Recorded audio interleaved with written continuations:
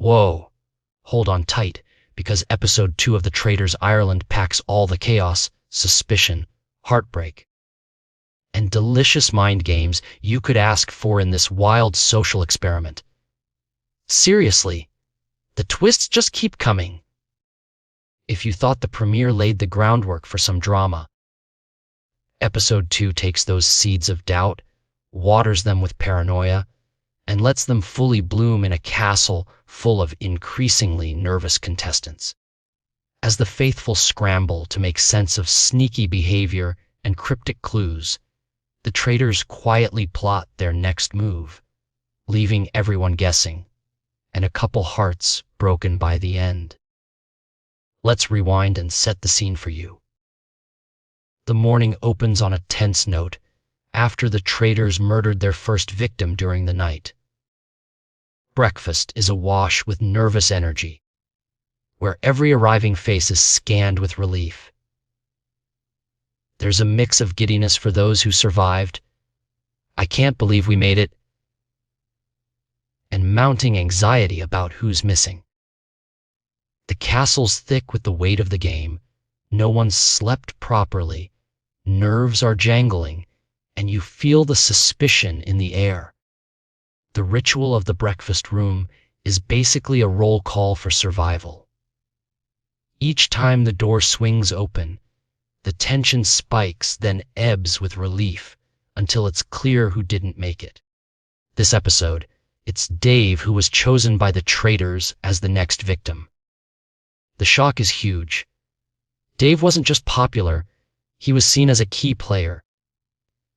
So his sudden elimination rattles the whole group.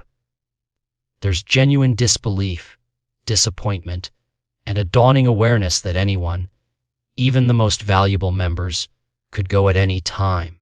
The traitors, hidden, scheming, and growing more confident in their secret roles, watch this panic unfold with glee. The faithfuls, meanwhile, are trying to decode every interaction and rumor for just a hint of foul play. Already, suspicion begins to swirl around Michelle and Diane as players pick apart every word, every twitch, hoping to spot the traitors before another faithful is lost. Next, the group launches into the episode's mission challenge for the prize pot. This is no Sunday stroll. It's a frantic, complicated scavenger hunt through the castle grounds involving Irish language translations and stone symbols. The twist: if you get even one wrong, you lose the entire 5,000 up for grabs. Suddenly, faithfulness and suspicion matter less than teamwork and raw problem solving. It's a mad scramble, with half the group digging through bushes and deciphering clues, while the others try not to drown in a cacophony of helpfuls and not so helpful shouting. It's chaos. You've got Irish speakers in their element, others totally lost, and the clock ticking.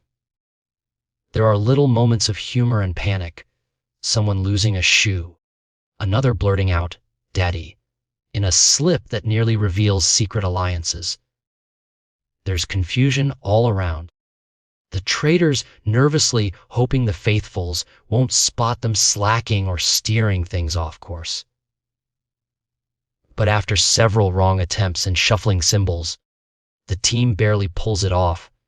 When the dagger bursts into flames, signaling a win, relief sweeps the group. That's another 5,000 in the pot, pushing their total winnings higher, and everyone's giddy with pride. At least for now, celebration overrules suspicion. But as the adrenaline fades from the mission, the clouds of doubt roll back in. Conversation moves quickly from congratulations to quiet strategizing about who seems off. Today, Michelle appears a little jumpy and becomes a discussion topic, while Diane is accused of acting rehearsed and dodging questions. The tiniest behavioral quirks are now potential evidence. Someone being too quiet, someone repeating phrases, someone failing to provide concrete suspicions when asked. every whispered side note could be a clue or just paranoia. It's the classic Traitors dynamic day. One moment you're all high, fiving over a fiery dagger, and the next your side, eyeing your breakfast buddy. Then, it's time for the infamous round table, the most tense, cutthroat part of the evening.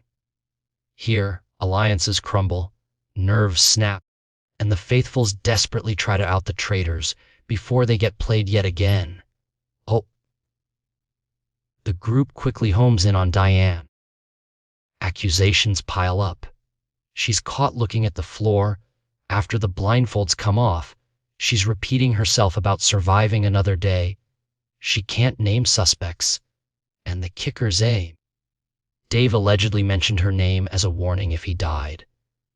These details, minor or circumstantial, snowball into a compelling case. Diane tries to defend herself, but her responses come off as more nervous than convincing. The castle's atmosphere is thick with unease. You get the sense that herd mentality has taken hold. Names fly, explanations are debated, and in the end, the voting begins. Diane racks up votes fast, with others like Will also getting mentions, but the momentum is clear. One by one, players cast votes for Diane, citing everything from the Dave connection to her inability to counter questions.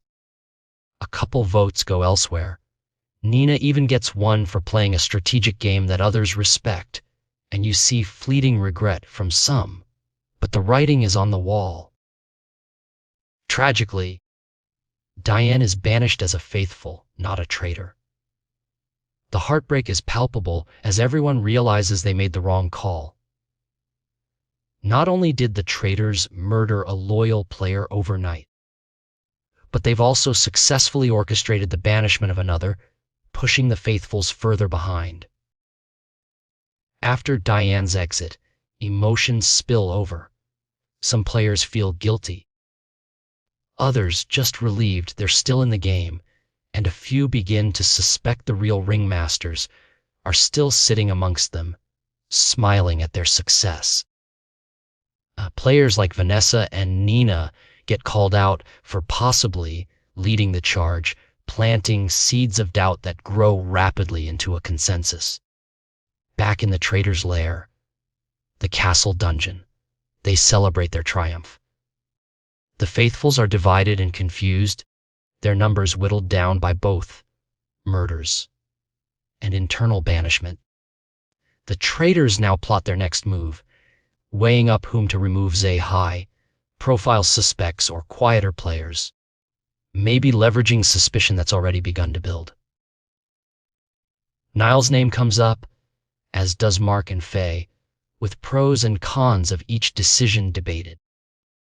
The traitors exult in their power, the thrill of deception, the control they exert over the group, and the satisfaction of seeing their plans work brilliantly.